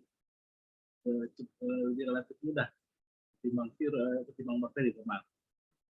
Sampai sejauh ini memang belum ada, bahkan dengan adanya BCG sekalipun itu tidak membuat bakteri ini tidak bertahan untuk menimbulkan infeksi. Jadi memang kalau pertanyaannya kenapa beda, TBC ini udah berpuluh-puluh tahun, bahkan beratus tahun, yang boleh dibilang kasusnya memang sampai saat itu para ahli belum bisa menemukan atau menghasilkan vaksin yang efektif sebagaimana COVID. Mungkin nanti Dokter Bakti akan bisa melengkapi karena selain memang beliau lebih senior, barangkali di rumah sakit juga lebih banyak berinteraksi dengan para vaksinolog ya, diskusinya. Seperti itu barangkali. Jadi memang ini jangankan penanya ya, saya sendiri juga pengennya seperti itu. Tapi memang mungkin kadarulahnya yang seperti kita masih. Monggo dokter Tia, Dokter Bakti. Iya, ini Dokter Sidik biar nggak bingung ya. Ini namanya Bakti, jadi nama pekerjaannya di Sumedang Bakti ya dok. Jadi kalau Dokter Tia tuh nama artisnya gitu dok. Soalnya maaf. Ya. Iya, Dokter Tia itu pemanggilan yang biar saya mengesankan feminim gitu. Karena nama saya kalau dibaca keseluruhan tuh nama laki gitu ya. Jadi khawatir kalau saya tidak mencerminkan kalau saya perempuan. Ya, terima kasih Dokter Sidik. Tadi sebenarnya sudah cukup jawaban yang memang lebih berkompeten dan memang kompetensinya di Dinas Kesehatan oleh Dokter Sidik ya. Ya seperti tadi disampaikan, dan itu memang pertanyaan yang luar biasa karena itu juga pertanyaan dari kita ya dok ya, sebagai dokter yang sebenarnya juga punya harapan yang sama ya. Semoga ini Kak Afifah yang memang sempat ini ya, bukan sempat, maksudnya alhamdulillah cukup dekat dengan Dokter Bakti. Saya juga mendorong untuk, karena waktu itu Dokter Bakti dosen FK Unpad ya, beliau penyakit dalam dan juga konsultan, sempat menarik Kak Afifah untuk menjadi asisten ya. Semoga kebetulan beliau juga konsen di TV, sehingga semoga Kak Afifah depannya bisa melanjutkan dan merealisasikan dengan mendorong apa isu yang tadi disampaikan dari pertanyaan yang berbobot, dan semoga nanti ada bonusnya ya Dokter Sidik ya, karena pertanyaannya luar biasa ya. Karena itu juga mewakili pertanyaan kita semua para dokter yang berharap juga Indonesia terbebas dari TB ya, dengan adanya vaksin yang memang bisa mengeradikasi atau menurunkan atau bahkan menghilangkan, seperti itu ya. Mungkin itu jawabannya, karena lebih tepat Dokter Sidik sih daripada saya ya. Ya, Iya, memang iya, intinya beginilah. Intinya vaksin yang sekarang dibuat BCG itu sendiri adalah ya tadi saya sampaikan. Ternyata pada kenyataannya orang yang divaksin BCG pun masih bisa kena. Dan iya, ternyata memang betul. kemampuan BCG itu adalah menghindari terjadinya komplikasi berat. Artinya begini kalau bahasa kampungnya, dikasih BCG aja masih kena TB, apalagi Iya, kalaupun kena dia tidak akan berat, apalagi nggak kena, apalagi betul. tidak COVID. Iya, betul. Sama Iya, dengan sekarang, divaksin COVID aja masih kena COVID, apalagi iya, divaksin. Jadi itu mungkin. Kali ini iya, jadi betul. mudah-mudahan nanti Kak Afifa jadi penerus vaksinolog ya, Dokter Amde ya, yang Iya, sedang apa namanya sedang ini. Dan vaksinolog termuda di dunia itu ada di Indonesia. Alumni amin. alumni Amin, Dokter insya Amde. Allah, dokter. Mudah-mudahan nanti dari Iya, Unpad atau dari Turki pulang dari sana amin. menciptakan vaksin ya yang lebih Iya, top, insya jadi Allah. iya. Jadi mohon maaf mungkin untuk penanya yang bagus luar biasa ini pertanyaan juga kita jawab dan pertanyaan ya dok, karena kita juga Siap. bertanya. Semoga kedepannya akan terrealisasi ya. Ya, terima kasih Kak Afi. Silakan lanjut pertanyaan berikutnya. Terima kasih banyak Dokter Sidik dan Dokter Tia. Kita lanjut ke pertanyaan selanjutnya di kolom box di Zoom. Ada yang bertanya, Dokter. Baik, di sini dari Kak Aulia Putri bertanya, izin bertanya dok, jika seseorang terkena TBC lalu sudah dinyatakan sembuh oleh dokter, apakah ada kemungkinan orang tersebut dapat terkena TB kembali? Enggak kemungkinan untuk dokter. Sidik dulu ya dok. Boleh. Saya laki-laki dulu biasanya kan the first, lady first, tapi sekarang men first ya. Di TBC ini agak unik ya. Kita ada yang disebut relapse TB yang kembali kambuh. Jadi artinya kalau misalkan seseorang sudah kena TB, masih ada kemungkinan akan terkena kembali. Bahkan ada beberapa penyakit-penyakit bukan hanya TB yang kadang-kadang dibilang oleh masyarakat kalau udah kena cacar misalnya. Mungkin kalau udah kena cacar nggak akan kena cacar lagi. Itu ternyata tidak benar juga. Karena emang kembali lagi ke masalah daya tubuh. Atau campak. Saya adalah dokter puskesmas yang kena campak. Ketika saya bertugas, saya tertular oleh pasien. Padahal dari kecil saya sudah kena campak. Jadi kadang-kadang pemahaman bahwa satu kali kena penyakit virus atau infeksius itu tidak akan kena lagi, tidak sebenarnya benar. Karena kekebalan yang sudah didapat ternyata tidak cukup. Kembali lagi ke TB, ketika seseorang kena TB, apakah dia akan bisa kena lagi? Bisa. Selama daya tahan tubuh diperparah dengan pajanan yang makin kuat, atau apa namanya, super infeksi yang kuat, daya tahan tubuh lemah, dia akan bisa berinfeksi kembali. Ada kriteria dalam penyakit TB yang disebut dengan relapse TB. Mungkin Dokter Bakti bisa tambahkan. Iya, iya dok. Disampaikan Dokter Sidik, saya mencoba menambahkan mungkin ya. Jadi begini, pertanyaannya kalau sudah terkena, apakah berkemungkinan terkena lagi? Ya. Nah, sekaligus ingin memberikan gambaran, beberapa orang masih bertanya, apakah TBC penyakit keturunan? Bukan penyakit keturunan ya. Tadi sudah secara gamblang Dokter Sidik menyampaikan bahwasanya penularannya lewat percikan ya, droplet infection. Nah, di mana satu orang penderita itu bisa menyebarkan, berkemungkinan menularkan paling tidak 15 orang terdekat ya, kebayang oleh kita. Nah, dalam hal ini misalkan satu orang dalam satu keluarga ya, satu orang terkena, memang idealnya seharusnya serumah itu di screening. Ya, karena dengan harapan bahwasanya yang bersangkutan diterapi, yang lainnya juga ada tindakan antisipasi. Sekalipun tidak diberikan obat, ada tindakan antisipasi, di antaranya apa?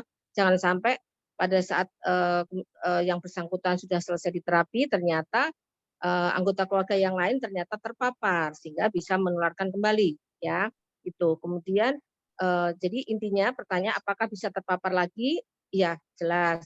Ya, karena ini penyakit yang memang tadi sudah diberikan gambaran bahwasanya satu terkena, yang lainnya bisa kena, dan sebaliknya begitu yang lain kena, berkemungkinan atau berpotensi untuk menularkan yang lainnya juga, termasuk yang bersangkutan yang sudah sudah mendapatkan terapi, ya. Nah itu. Kemudian yang kedua, problem di mana apakah sudah sembuh kena lagi, ya. Seringkali pasien memang tidak minum obat secara rutin sehingga hasilnya tidak optimal. Satu. Kemudian juga pada saat diminta kontrol ulang untuk memastikan apakah sudah clear, tidak ada masalah yang terdetek baik dari gambaran ronsen paru yang membaik dan juga dari hasil pemeriksaan dahak, ya. Nah itu ada juga yang kemudian tidak melanjutkan karena merasa sembuh. Jadi sembuh itu sendiri, apakah memang dokter sudah menyatakan dengan pemeriksaan penunjang yang sudah cukup jelas, ya, atau pasien mengatakan sudah sembuh, ya, bahwasanya dengan asumsi karena toh sekarang sudah nggak ada keluhan kok, berarti artinya sembuh gitu. Nah, hal seperti ini yang harus digarisbawahi sehingga pada praktek pemberian terapi bahkan puskesmas juga sampai menyediakan dana untuk salah satu anggota keluarga yang dipercaya untuk memastikan benar-benar yang bersangkutan minum obat, yaitu pengawas minum obat. Ya, kalau dulu diberikan sejumlah dana untuk memastikan, ya, untuk memberikan semangat. Ini saking pemerintah benar-benar berpikir berharap hasil yang optimal sehingga yang bersangkutan sembuh dan tidak memberikan potensi penularan ke sekelilingnya. Nah, sehingga perkataan sembuh itu sendiri memang harus dengan pemeriksaan dokter, ya, dan juga dengan hasil penunjang yang cukup jelas. Jangan sampai sembuh memang sembuh dari penamaan atau dari asumsi yang bersangkutan. Dan juga apakah kita bisa pastikan bahwa anggota keluarga yang serumah paling tidak itu memang benar-benar dalam pemantauan juga. Mungkin itu ya Dokter Sidik. Ya, atau ada istilah lagi. Ada lagi istilah di TV itu, ada istilah sembuh, ada istilah lengkap. Pengobatan lengkap dan pengobatan sembuh. Ya, ini kalau untuk pada anak disebutnya biasanya pengobatannya lengkap. Karena nanti kalau masalah kesembuhan memang harus dibuktikan seperti yang Dr. Bakti sampaikan, seperti yang sampaikan bahwa membuktikan orang sembuh itu bukan karena udah nggak batuk lagi, dan justru karena merasa sudah sembuh dia membuktikan batuk, itu yang menyebabkan terjadinya infeksi relapse, bahkan yang saya khawatirkan, yang kita khawatirkan sebagai dokter adalah MDR, ketika orang tersebut sudah tidak bisa lagi sembuhkan obat yang sudah biasa diberikan, melainkan obat-obat tambahan, bahkan dia harus disuntik setiap hari, yang secara psikis juga cukup berat. Makanya edukasi, atau pada saat seseorang kena TBC, edukasi yang paling penting adalah selain untuk memberitahukan potensi penularan adalah ketaatan minum obat. Itu yang paling penting. Sehingga terjadi lagi terhindar dari apa yang disampaikan, adanya perasaan merasa sembuh sendiri, sehingga sebenarnya kondisinya memang harus tetap berobat, dan ini akan memberikan potensi bahaya yang tambahan baru, ya, seperti itu. Iya, betul. Iya. Dan mudah-mudahan tidak puas, jadi biar banyak nanya. Iya Dok.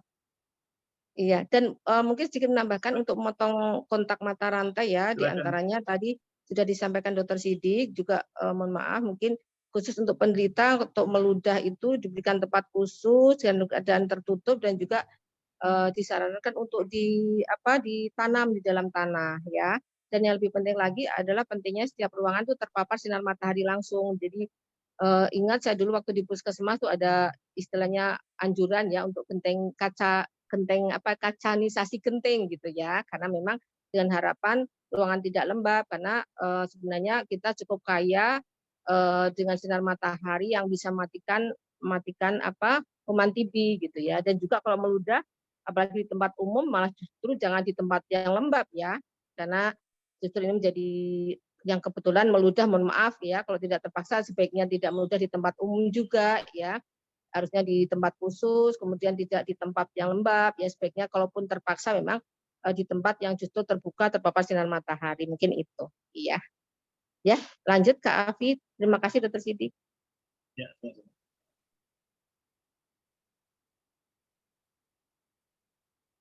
halo Kak Afi. Moderatornya lagi. Sebentar, Kak Afi lagi cas baterai dulu, Ibu. Laptopnya habis sebentar.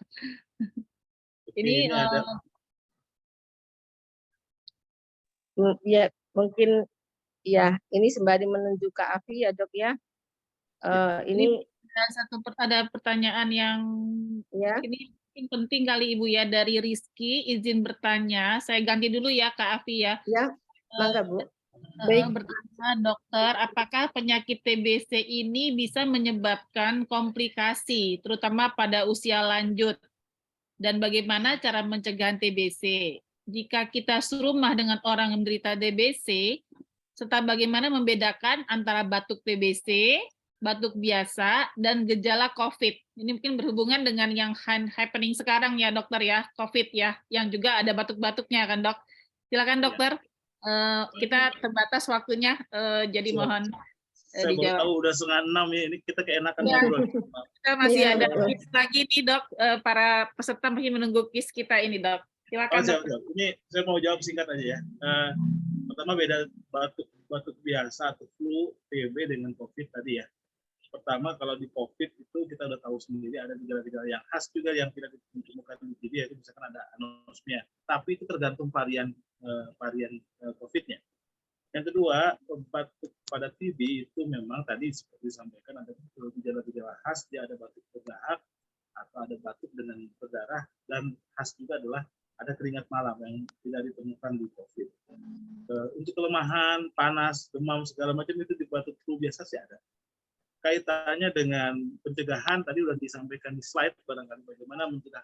Bahkan kalau kita serumah dengan orang yang TB itu ada pencegahannya, mengkondisikannya adalah selain tadi PHBS ya, perilaku hidup bersih dan sehat, jaga makanan, jaga kondisi tubuh kita, dan tetap ketika seorang sudah kena TB tetap kita motivasi baik secara spiritual, secara kejiwaan, plus juga kita harus motivasi untuk berobat dengan benar. Itu yang paling penting. Siapapun, apalagi orang tua kita yang sudah punya penyakit berat. Seperti itu barangkali singkat saya. Dr. Bakti boleh ditambahkan. Ya, singkat juga ya dok, menambahkan tadi pertanyaan lanjutannya adalah terkait komplikasi ya. Sebenarnya komplikasi itu tidak hanya pada satu usia lanjut ya. Tadi juga di presentasi saya memberikan gambaran bahwasanya PPOK, penyakit paru obstruksi kronik itu salah satu komplikasinya di mana masalah awalnya di paru-paru bisa berdampak ke jantung ya, yaitu diantaranya adanya besaran jantung yang sering kita kenal dengan kardiomegali, tentunya apalagi di usia lanjut yang memang metabolisme tubuh, fisiologis dan sebagainya itu pasti jauh berkurang. Pasti pada penderita paru dengan pada kasus-kasus geriatri itu akan jauh lebih berdampak, kualitas hidupnya akan pasti jauh sangat mengganggu ya, karena terlepas dari punya masalah di paru-paru juga, pada kasus-kasus geriatri usia lanjut itu pasti segala sesuatunya turun ya, nafsu makan dan sebagainya, sehingga dengan adanya daya tahan tubuh turun karena asupan turun juga ya, itu pasti komplikasinya jauh lebih besar daripada yang di usia muda, dan tingkat penyembuhannya akan susah karena dengan minum obat efek sampingnya tadi sudah dijelaskan Dr. Sidik, tidak mudah untuk memberikan terapi pada usia lanjut atau geriatri ya. Seperti itu mungkin jawaban singkatnya ya. Karena kita berkejaran dengan waktu rupanya ya. Iya. Ini juga sekalian Ya, saya Kak jawab Alfi. sebelum sama moderator ya. Ini ada pertanyaan bagaimana dengan IGRATES dan PST ya. PST itu tuberculosis skin test ya. Jadi kalau IGRATES itu mungkin tidak menjadi hal yang apakah dengan IGRATES itu dibanding dengan tes skin test mantuk itu lebih bagus. Secara efektif sebenarnya memang IGRATES itu lebih mendetail ya. Pemeriksaannya mengetahui apakah di tubuh kita ada bakteri tadi. Skin test itu reaksi tubuh kita juga sama, tetapi secara efektif dan ekonomis justru memang IGRATES itu sangat mahal. Dan kalau diterapkan di kita di program, negara kita akan bangkrut kayaknya. Sedangkan kita akan pilihkan yang efektif seperti tadi tes dahak, yang golden standard adalah tes dahak, dan juga yang keduanya second line-nya adalah skin test atau PST atau mantuk test. Jadi bukan berarti tidak berfungsi IGRATES itu. IGRATES itu interferon gamma release assay ya. tes yang lebih ke arah antigen kita di dalam tubuh kita. Betul itu ikut memperlengkap pemeriksaan, tetapi kalau secara efektivitas dan melihat kondisi negara kita, dan dari sisi efektivitas sepertinya cukup dengan pemeriksaan di luar itu, utamanya dahak, ronsen, dan tuberkulin test. Seperti itu. Jadi artinya untuk mendeteksi tidak harus dengan yang mahal. Ketika sudah ada gejala yang khas, cukup dibuktikan dengan 3 tes tadi, itu sudah cukup buat negara kita. Barangkali itu. Terima kasih. Barangkali Dr. Bakti ada tanggapan? Iya, mungkin ini Dok sudah cukup jelas. Mungkin lanjut pertanyaan berikutnya Kak. Mungkin terima kasih banyak kepada Dr. Sidik dan Dr. Tia untuk mengingat waktu sudah mendekati waktu maghrib. Dilanjut ke kuis saja begitu ya Dokter. Dokter. Untuk pertanyaan yang belum dijawab, mungkin dapat menghubungi tim Turknesia, bisa tanya juga langsung mungkin barangkali ya Dok, ke Dokter Sidik atau Dokter Tia. Baik. Dan terima kasih. tadi Kak Afi sedikit tadi yang pertanyaan cukup bagus tadi. Nanti kita berikan ini bonus yang di awal tadi ya. Baik Dokter. Ya. Baik, terima Kita kasih banyak apresiasi, Dokter Sidik dan Dokter Tia. Lanjut untuk kuis ya para hadirin semuanya. Sekarang kita masuki sesi kuis. Jadi bagi-bagi hadiah untuk teman-teman yang dapat menjawab kuis hari ini. Jadi untuk peraturannya saya bacakan dulu. Siapa dari para hadirin yang dapat menjawab, langsung saja ketik di kolom chat saya 1 untuk pertanyaan nomor 1, saya 2 untuk pertanyaan nomor 2, dan saya 3 untuk pertanyaan nomor 3. Bagi yang jawabannya benar, berarti mendapatkan voucher. Kalau salah, maka pertanyaannya akan saya berikan ke penjawab berikutnya. Jadi tetap saya akan memilih yang paling cepat terlebih dahulu. Baik, siap ya para hadirin semuanya. Pertanyaan nomor 1, tadi sudah dijelaskan oleh Dr. Sidik. Peringkat keberapa negara Indonesia untuk kasus TB di dunia ini, di dunia ya. Baik, di sini udah, semuanya udah jawab dengan cepat. Saya akan pilih Kak Asma Mubarok. Halo Kak. Halo Kak Asma. Boleh dijawab?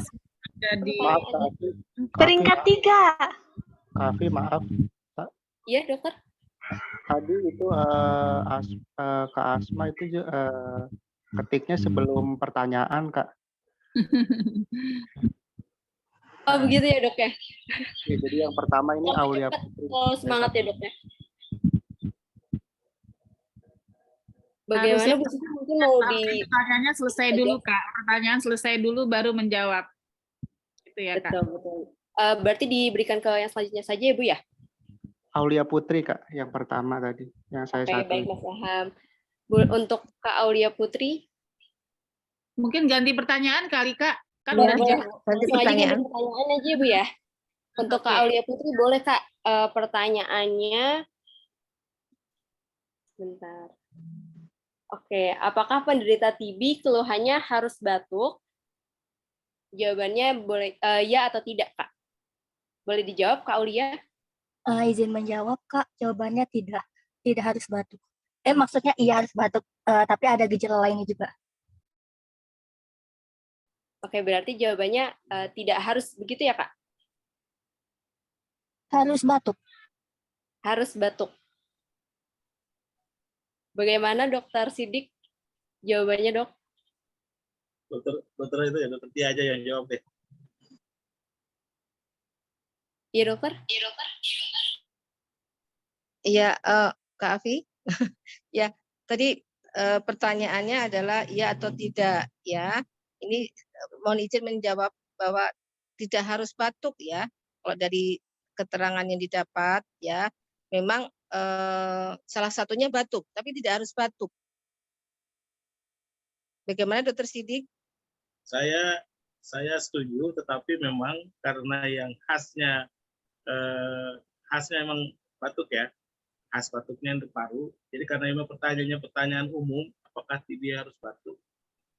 Ini sebenarnya bisa betul, bisa benar. Tapi kalau saya boleh jujur, kalau boleh milih, boleh dibenarkan jawabannya. Oh iya, Boleh.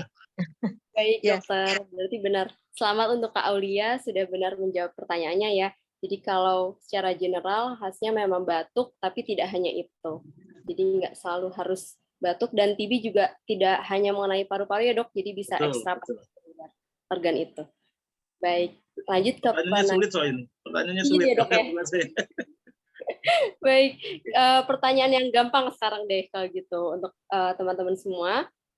Yang nomor 2 ya, saya bacakan dulu baru teman-teman chat di kolom komentar. Baik. Baik, pertanyaannya, boleh disebutkan warna logo Turknesia dan tagline-nya? Oke, saya selesai menjawab, saya selesai membacakan pertanyaannya paling cepat Kak Rizky ya. Boleh untuk Kak Rizky mengaktifkan audionya.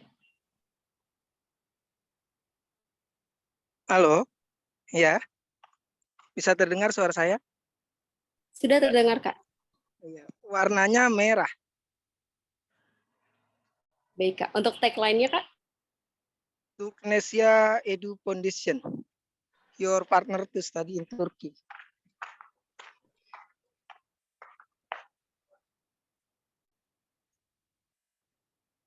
Halo? Ya. Ya, betul, Kak. Baik. Ya. Baik, selamat ya untuk Kak Rizky. Untuk Terima kasih. menjawab pertanyaan kedua, nanti akan dihubungi oleh admin kami. Untuk pertanyaan yang ketiga, apakah jadi TB bisa menyerang semua organ, kecuali organ apa saja? Boleh dari teman-teman yang bisa menjawab? Ini pertanyaan memang di luar materi yang tersampaikan ya, Kak Afi, tapi semoga ada yang bisa menjawab ya. Luar Baik. biasa. Kepada Kak Heri Prasetyo, boleh untuk menjawab, Kak. Oke, terima kasih, Mbak. Jawabannya kulit. Mudah-mudahan benar. Baik, Kulit. baik, Kak. Baik, mau dijawab oleh Dokter Tia ya, Dok?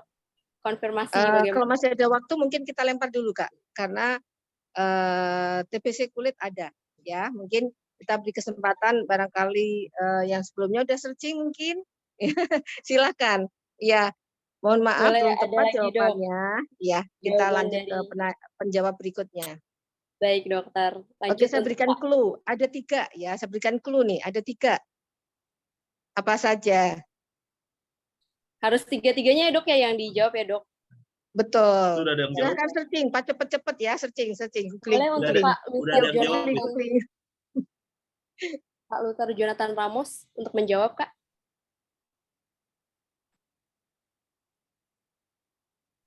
Iya, halo, Ini apakah sengaja sudah pertanyaan terdengar? ya? Ya, mangga, Kak. Sudah, Kak.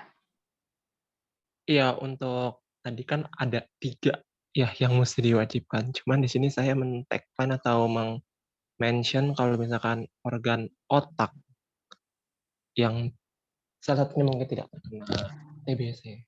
Cuman yang lainnya itu bisa lebih detail itu ke selaput otak. Ya. Baik, Kak. Sayang sekali kalau otak juga bisa terkena TB ya, Dok ya. Iya. Jadi kalau kita pernah dengar istilah meningitis TB, nah itu ya TBC menyerang ke otak. Tetap semangat ya, karena semakin kita belum terjawab, semakin notifnya ke kita pesannya cukup masuk ya, bahwasanya TBC cukup menarik ya, dan bisa menyerang organ manapun kecuali 3 ya. Ada yang masih bersemangat untuk menjawab? Yang Ada, jelas Dok. dokter sendiri nggak boleh menjawab ini. Saya juga nggak boleh. Baik, dokter. Ada dari Kak Farhan S. Putra, boleh untuk menjawab, Kak? Ya, kuku. Baik, kuku. Lanjut. Ada lagi, Kak?